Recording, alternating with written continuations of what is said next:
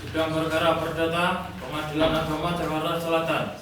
Perkara nomor 01-PDT-2024-PAJS kami nyatakan dibuka dan terbuka untuk umum.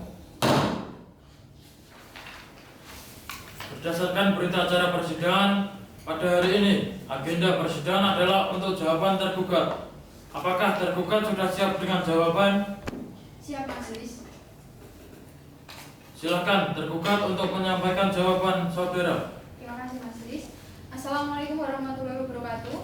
Jakarta, 26 April 2024. Perihal jawaban dan rekonsepsi perkara nomor 01-PDT-2024-PA-JS kepada yang terhormat Majelis Hakim pemeriksa perkara nomor 01-PDT-2024-PA-JS Pengadilan Agama Jakarta Selatan di Jakarta. Dengan hormat Muhammad Ilyas, tempat tanggal lahir Jakarta 16 April 1990, umur 34 tahun, agama Islam, pekerjaan karyawan swasta, pendidikan terakhir S1, alamat Komplek Hankan nomor 4 RT 010 RW 011, Kelurahan Grogol Selatan, Kecamatan Kebayoran Lama, Jakarta Selatan, berdasarkan surat kuasa khusus tanggal 28 Maret 2024 sebagai tergugat dalam ini memberi kuasa pada Vita Tresnani SH dan Indisya Agnes Puspitarini SH, para advokat pada kantor hukum Vivi Nindi and Partner beralamat di lantai 2 Gedung Gian Jalan Timur Pasar Baru nomor 22 RT 01 RW 02 Kelurahan Menteng Kecamatan Tebet Jakarta Selatan. Dengan ini hendak mengajukan jawaban dan gugatan rekonsepsi sebagai berikut. Dalam konvensi 1, bahwa pada prinsipnya tergugat menolak secara tegas dalil-dalil gugatan yang diajukan oleh penggugat kecuali dalil-dalil yang secara tegas diakui kebenarannya oleh tergugat. 2.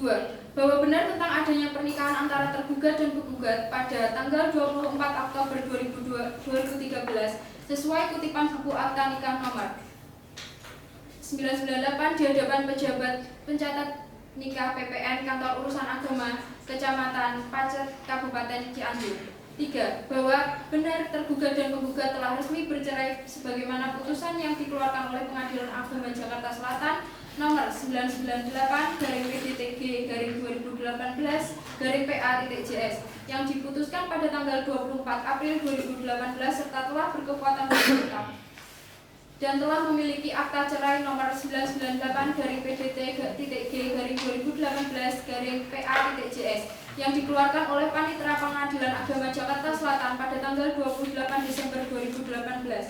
4. Bahwa dari pernikahan tergugat dengan penggugat dikaruniai satu orang anak perempuan yang bernama Vini Cantik yang lahir di Jakarta pada tanggal 28 Desember 2014. 5. Bahwa anak hasil pernikahan tergugat dan penggugat yaitu Vini Cantik tinggal bersama tergugat dan keluarga dalam lingkungan yang sehat serta baik untuk tumbuh kembang anak sesuai dengan pasal 4 Undang-Undang Nomor 23 Tahun 2002 tentang Perlindungan Anak, yaitu setiap anak berhak untuk dapat hidup, tumbuh, berkembang dan berpartisipasi secara wajar sesuai dengan harkat dan martabat kemanusiaan serta mendapat perlindungan dari kekerasan dan diskriminasi. 6. Bahwa tergugat tidak pernah menghalangi penggugat untuk bertemu dengan sang anak Vini Cantik, bahwa fakta yang terjadi penggugat hanya pernah datang 2 kali ke rumah tergugat. Yang pertama di malam hari untuk bertemu anak Vini Cantik bersama-sama dengan orang yang bukan keluarga kandung penggugat dengan sikap yang tidak ramah memaksa membawa anak Vini Cantik sehingga membuat anak tergugat dan penggugat yaitu Vini Cantik ketakutan tidak mau bertemu dengan penggugat, meminta perlindungan dari neneknya yaitu orang tua kandung dari tergugat. Dan yang kedua, pada pertengahan bulan Desember 2018 penggugat datang ke rumah tergugat seorang diri, diterima dengan baik oleh tergugat dan keluarga tergugat. Penggugat dapat dengan bebas bertemu dengan dan bermain bersama Vini Cantik sampai malam hari, bahkan ikut serta mengantar penggugat ke kos-kosan bersama orang tua tergugat, sehingga dalil gugatan penggugat pada poin 10 tidak menyatakan keadaan yang terjadi sebenarnya dan patut ditolak. 7. Bahwa tujuan sebenarnya penggugat ternyata bukan untuk bertemu atau membawa anak Vini cantik, melainkan meminta uang kepada tergugat untuk membayar kos serta biaya hidup tinggal di Jakarta dan untuk bayar kuliah penggugat. Karena setelah tergugat memberi uang dan berjanji untuk mentransfer uang setiap bulannya, penggugat meninggalkan rumah tergugat dan tidak pernah datang lagi ke rumah tergugat untuk bertemu anak Vini cantik. 8. Bahwa penggugat bukanlah seorang yang memiliki kemampuan untuk mendidik, mengasuh, serta merawat anak karena pada faktanya berdasarkan pengakuan sang anak Vini cantik kepada tergugat dan ibu tergugat bahwa penggugat sering berbuat kasar kepada Vini cantik dan sering meninggalkan anak Vini cantik serta menitipkan untuk diasuh kepada orang yang bukan orang tua kandung atau saudara kandung penggugat pada waktu masih tinggal di rumah keluarga penggugat di Cianjur. Ini dapat dibuktikan pada saat penggugat datang untuk bertemu Vini cantik di rumah tergugat. Sang anak Vini cantik tidak mau dan bersembunyi serta meminta perlindungan sang nenek bahwa penggugat juga tidak memiliki tempat tinggal yang layak dan lingkungan yang baik untuk tumbuh kembang anak selama tinggal di Jakarta karena penggugat tinggal di kos-kosan yang biaya sewanya dibayarkan dari uang yang diberikan oleh tergugat. Maka untuk itu, gugatan hak asuh hadanah atas anak tergugat dan penggugat yaitu Vini cantik kepada Ketua Pengadilan Jakarta Selatan, Majelis Hakim Pemeriksa Perkara Akuo harus ditolak. 9. Bahwa tergugat sudah mempersilahkan pada penggugat untuk bertemu dengan anak tergugat dan penggugat yaitu Vini cantik di rumah tergugat dan menyediakan kamar untuk penggugat menginap agar lebih leluasa bertemu dengan anak Vini cantik dan tidak membatasi waktu untuk berkunjung penggugat. Bahwa tergugat juga mempersilahkan penggugat untuk membawa anak Vini cantik ke tempat kos-kosan penggugat asal tidak lebih dari 2 hari.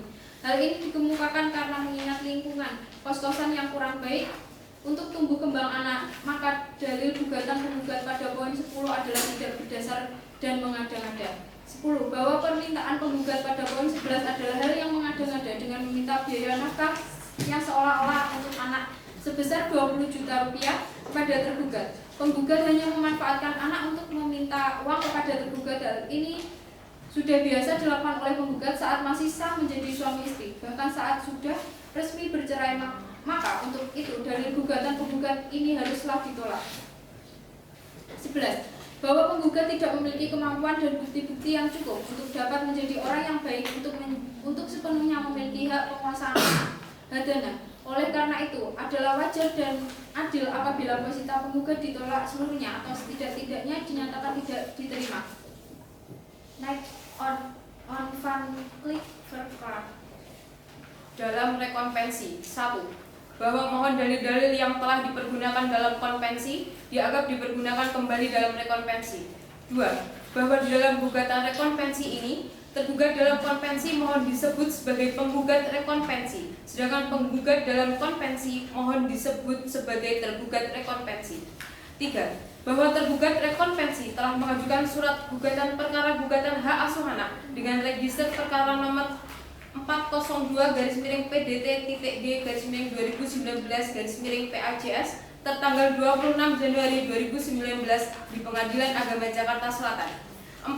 Bahwa tuduhan tergugat rekonvensi dalam surat gugatan hak asuh anak tergugat rekonvensi tersebut jelas-jelas merupakan bentuk perbuatan melawan hukum dan telah merugikan penggugat rekonvensi. 5.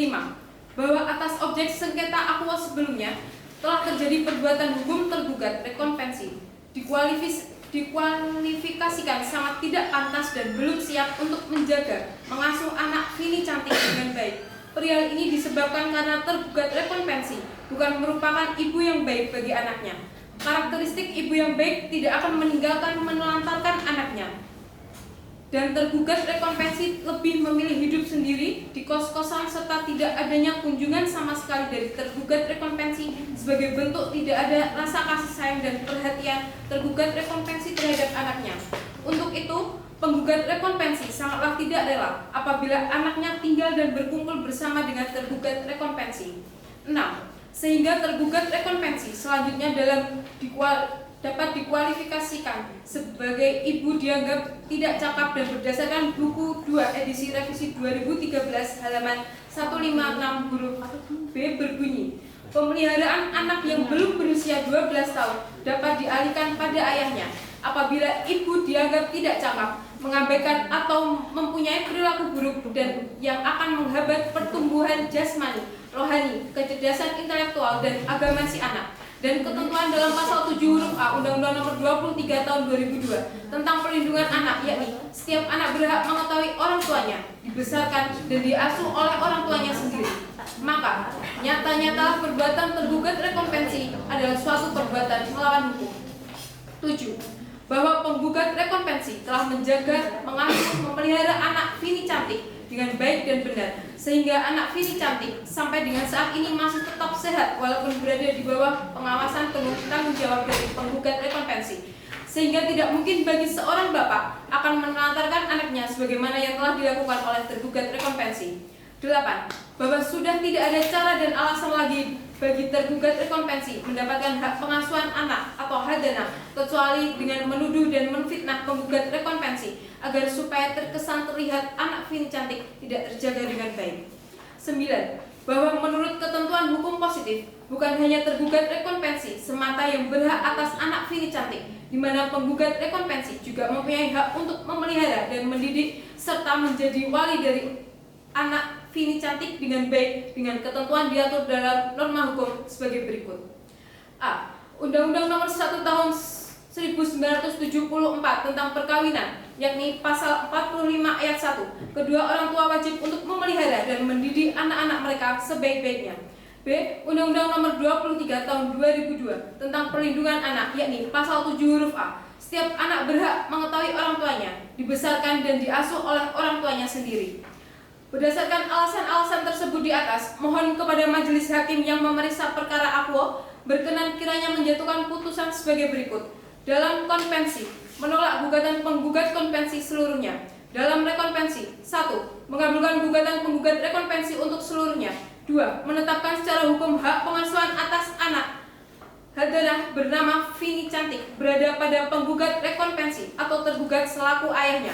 3. Menyatakan tergugat rekonvensi telah melakukan perbuatan melawan hukum. Dalam konvensi dan rekonvensi, menghukum penggugat konvensi atau tergugat rekonvensi untuk membayar biaya perkara subsidiar. Mohon majelis hakim memberikan putusan yang seadil-adilnya. Ex aqua et bonum. Hormat kami, kuasa hukum tergugat Vivi Frita Tresnani SH, Nindicap Imtiaz Puspitarini SH.